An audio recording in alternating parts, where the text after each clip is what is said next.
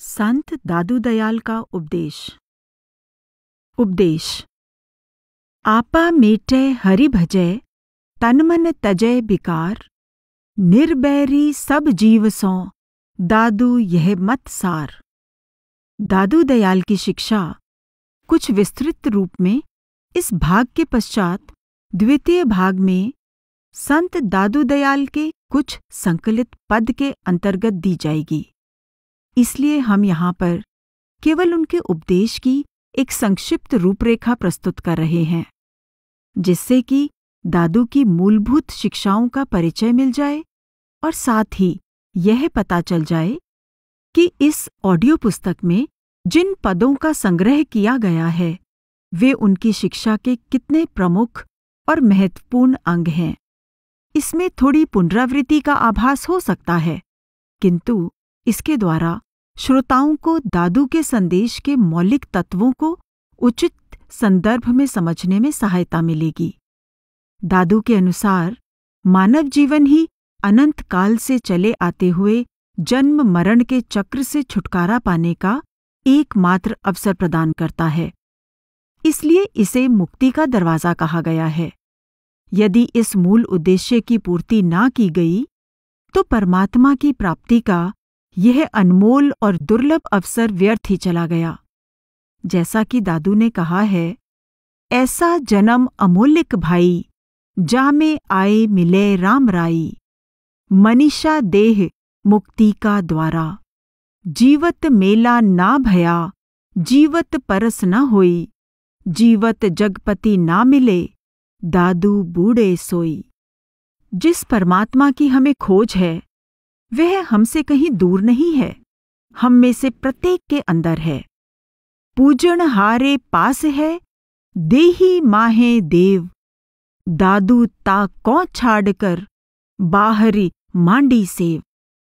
आत्मा रूपी दुल्हन और परमात्मा रूपी प्रियतम दोनों एक ही सेज पर हैं, पर उनमें मिलाप नहीं।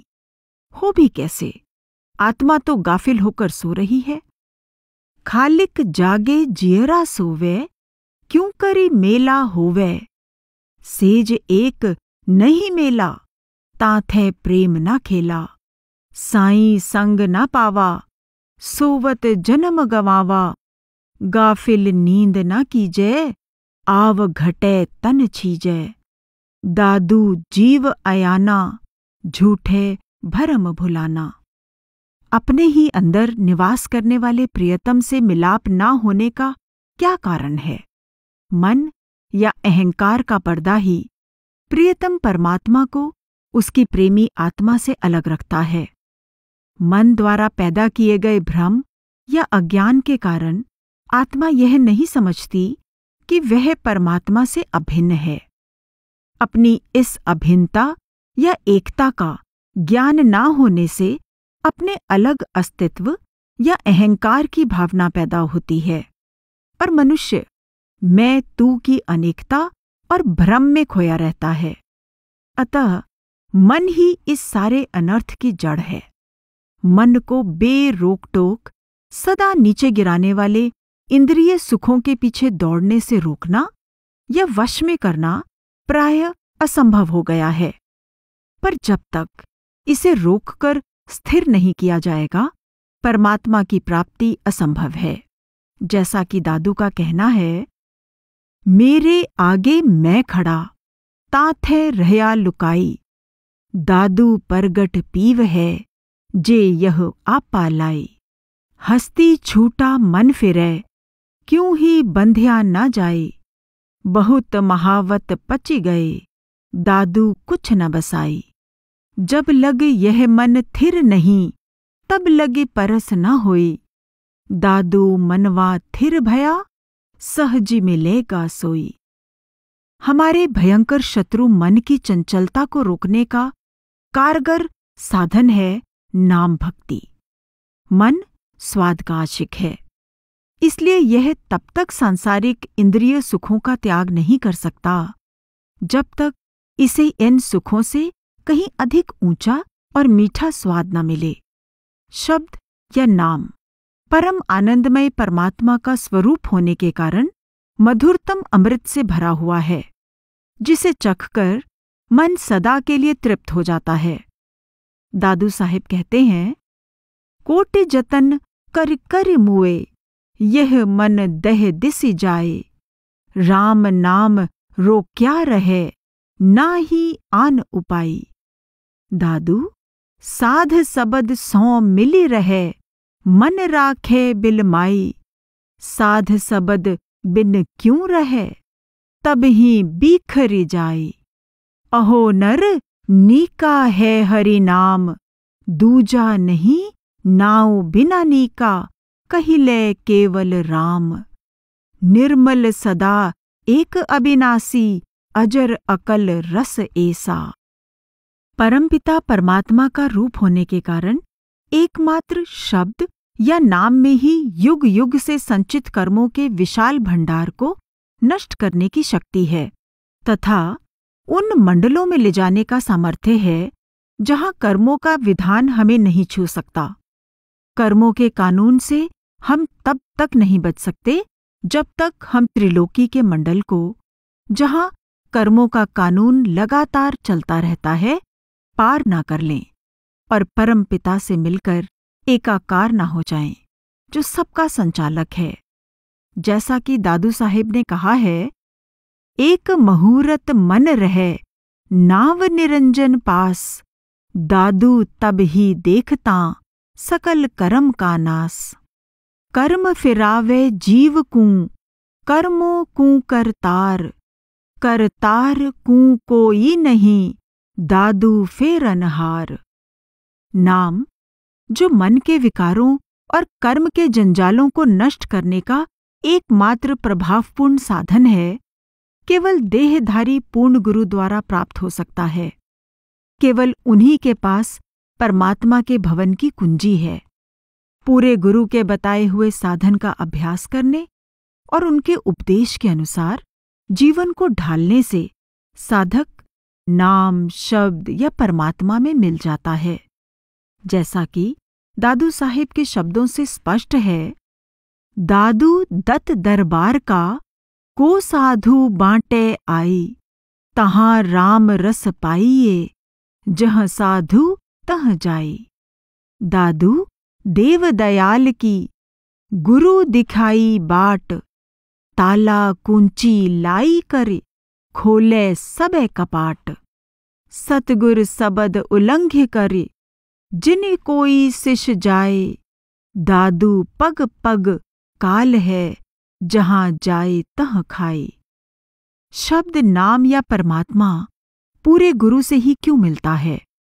दादू के अनुसार इसका कारण यह है कि देहधारी सतगुरु परमात्मा का ही रूप होता है और परमात्मा और उसमें कोई अंतर नहीं होता।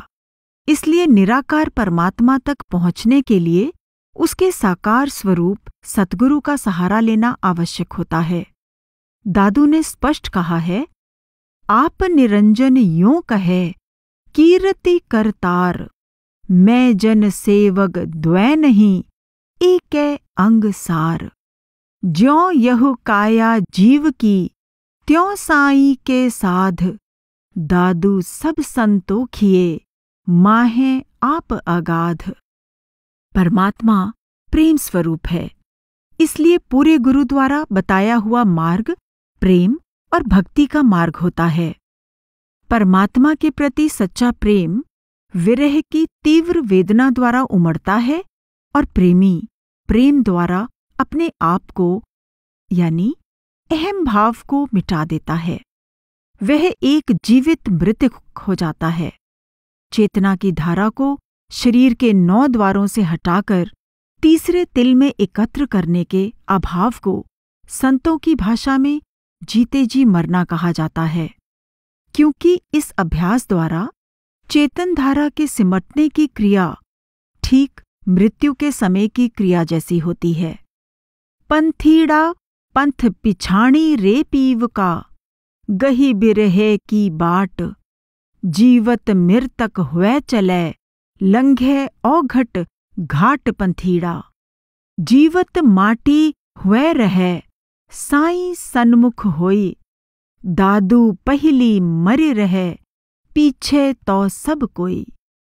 आत्मा शुद्धि और परमात्मा प्रेम के लिए संत तथा उनके सेवकों की संगति अत्यंत महत्वपूर्ण है।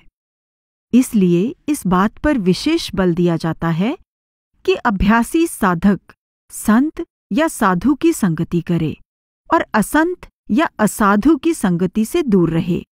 दादू कहते हैं, दादू असाध मिले अंतर पड़े, भाव भक्ति रस जाई, साध मिले सुख उपजै, आनंद अंग न माई। संगति बिन सी झै नहीं, कोटि करे जे कोई, दादू सतगुर साध बिन, कबहू शुद्ध न होई। रूहानी प्रेम के विकास के लिए शरीर, मन और आत्मा की शुद्धि अत्यंत आवश्यक है।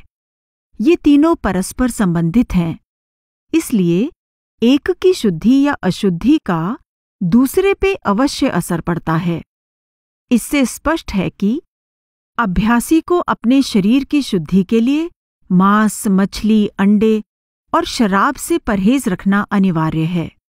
शरीर की शुद्धि होने पर ही नाम के निर्मल जल से मन और आत्मा को शुद्ध किया जा सकता है।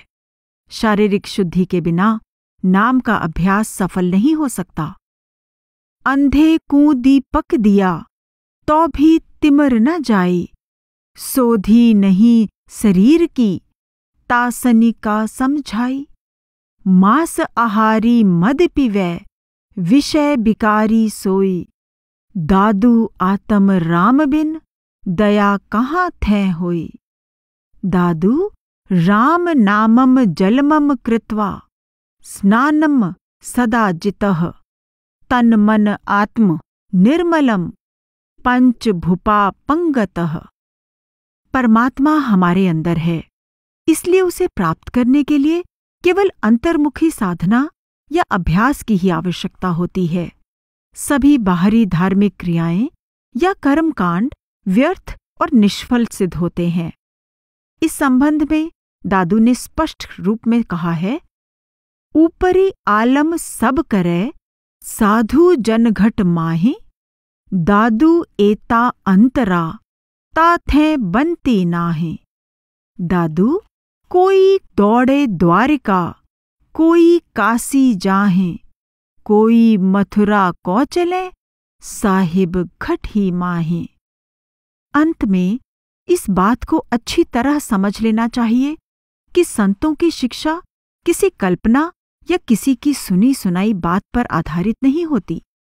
उन्हें अपने निजी और प्रत्यक्ष अनुभव द्वारा जो ज्ञान होता है, केवल उसी का वे कथन करते हैं। दादू ने बड़े ही सहज भाव से यह घोषणा की है, दादू देखा अदीदा, सब कोई कहत सुनीदा, हवा हिरस अंदर बस कीदा, तब यह दिल भया सीधा। अनहद नाद गगन गढ़ गरजा, तब रस पिया अमीदा, सुखमनि सुन्न सुरति महलौ नभ, आया अजर अकीदा। अष्टकंवल दल में दृग दर्शन पाया खुद खुदीदा, जैसे दूध दूध दध माखन, बिन मथे भेद न गीदा। ऐसे तत् मत सत साधन, तब टुक नसा पिय पीदा। नहीं यह जोग ज्ञान मुद्रा तत्, यह गति और पदीदा। जो कोई चिन्ह लीन यह मार्ग, कारज हो गया जीदा। मुर्शिद सत गगन गुरु लखिया, तन मन कीन्ह उसीदा। आसिक यार अधर लख पाया, हो गया दीदम दीदा।